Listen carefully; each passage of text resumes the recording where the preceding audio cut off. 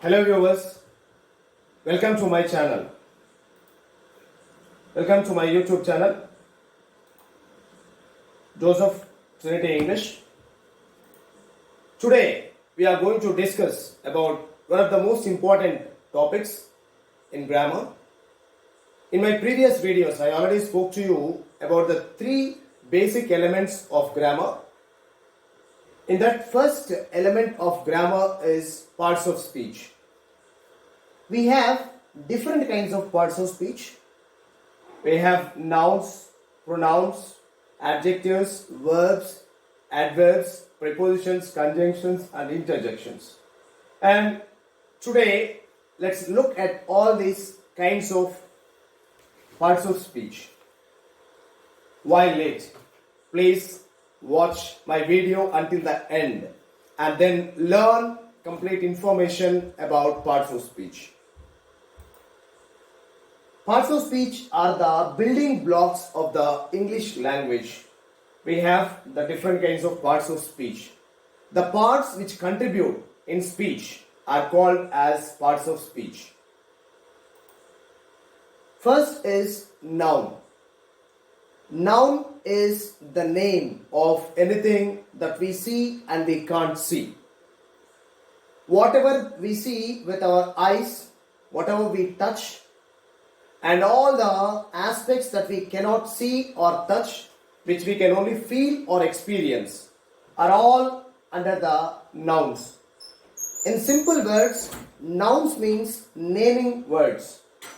We look at the names of the persons, things, and then places and the different other things. A term for a person with a proper name, gender, title or class is all under the noun. When you talk about the animals, a term for an animal with a proper name or species or gender or class in a noun. And when you talk about the place, a term for a place with a proper name, physical location or general location, everything comes under the noun. And when you talk about the things, a term for a things, whether it exists now or will exist or existed in the past, for everything we speak under the things. And when you talk about the idea, a term for an idea, be it a real or workable idea or a fantasy that might never come to fruitfulness. So all these things we speak under the nouns. And now let's move on to the second parts of speech, that is pronouns. Pronouns.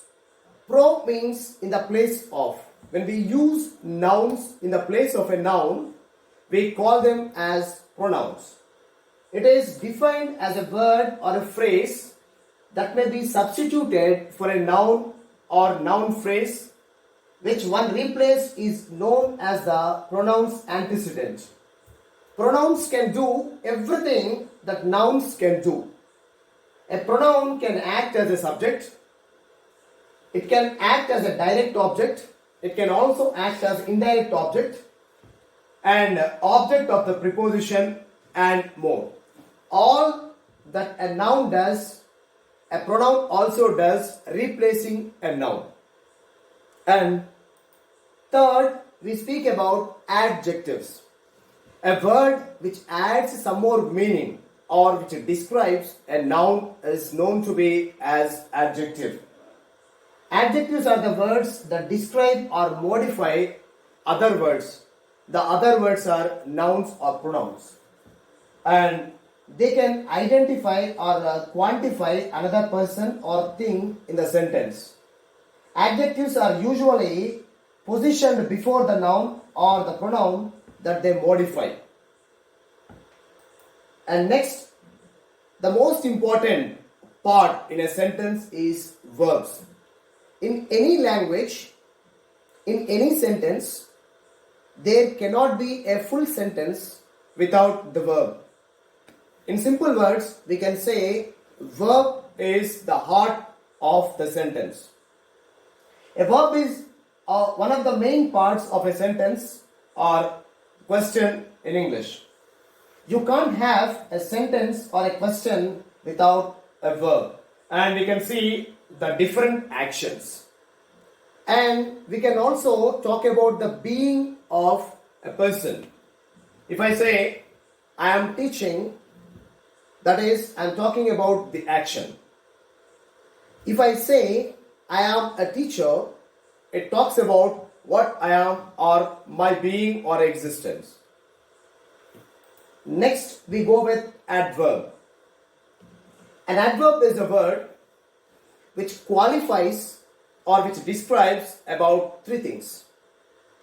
It talks about an adjective, it talks about a verb, and it also qualifies another adverb. Now here, an adverb is a word that is used to change or qualify the meaning of an adjective, a verb, a clause, another adverb, or any other type of word or phrase, with the exception of determiners and adjectives that directly modify nouns. And here, adjectives and adverbs are also called as qualifiers because these two are used in order to qualify.